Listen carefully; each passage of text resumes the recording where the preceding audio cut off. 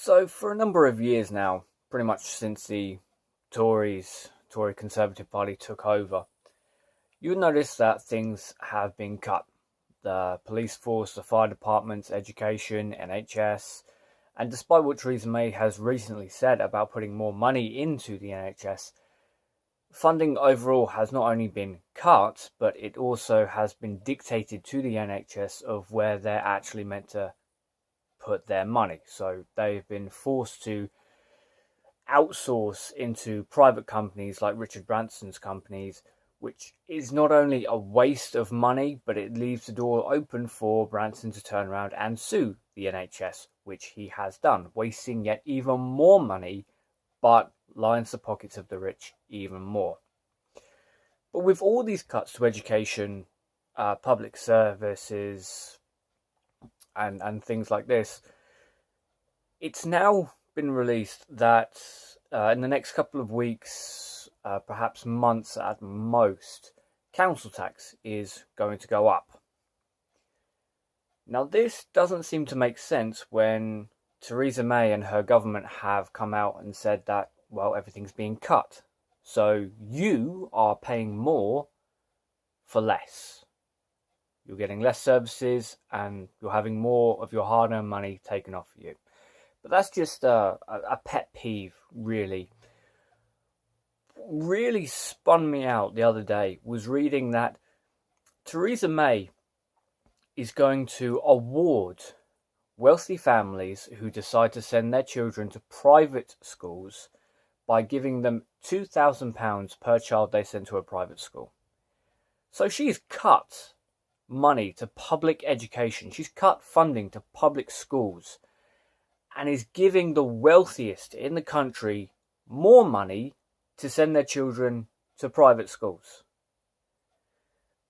This is absurd, and it's a backwards notion. There has never been a study that says private schools produce smarter people. It just doesn't work that way. Every study that's been conducted more or less says the same thing. If a child student is going to be reasonably intelligent, quite smart, it doesn't matter where they go. They will find that learning curve. They will grow what they know.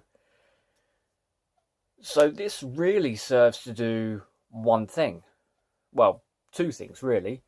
Take more money away from people who actually have to work for a living and give more money to the wealthiest in the country, yet again.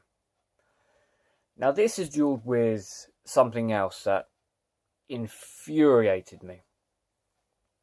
Over the last few years, higher members of parliament have been getting paid more and more, and it's been compared to NHS staff who have effectively had a pay freeze, or maybe it's not necessarily a pay freeze, but given that inflation has overtaken the rate of pay rise that they've got, essentially they've lost less money. It costs more to buy things now than it did 5-10 years ago, but our money hasn't really improved. The rate of pay hasn't gone with inflation. And it's not just NHS, it's also teachers, it's people who work on the bins, it's people who work in social care, it's people who work in factories. It's across the board. Yet Theresa May has decided that high-ranking MPs, essentially her and all of her buddies, are now going to get another pay rise, meaning that now they will get £77,000 a year. And I'd like to point out at this point that it's not like they work a full year. Most people who have to work for a living to pay the rent, to pay the mortgage and everything else, you get maybe 24, 25 days annual leave off a year. The higher up politicians work 188 days, less than 200 days a year. So they're working less than everyone else. And yet for the rate of pay, they're taking over far more than anyone else is. Most people on minimum wage are not making 19k a year unless they work every single day. Most people who work in social care aren't making 19k a year. Yet, these are the people who work practically every day. I know in social care and in the NHS, you work Christmas, you work birthdays, you work bank holidays. It doesn't matter if it's a weekend or if it's the middle of the week. You will be at work and you very, very, very rarely will get compensated for working unsociable hours.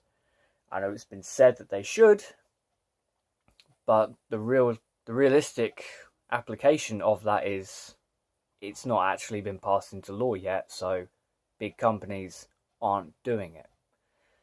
I work for a fairly decent company, but still not entirely sure I'm touching 19k a year.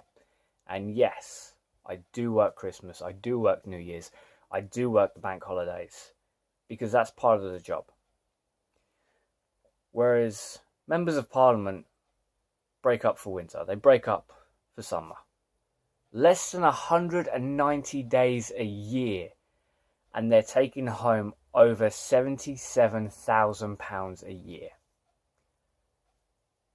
This money would be so much better distributed if it was going to schools, if it was going to the NHS, if it was going to doctors' surgeries, if it was going into social care, if it was going into bin collection, into the police force, into the fire departments. But no. The wealthiest have put their foot down. They want more money. The only way they're going to get it is from the rest of us. So here's where I'm ending this video. Remember this every single time an election happens, whether it's local, whether it's general, and remember the politicians who thinks it's okay to take money from you to give to the wealthy.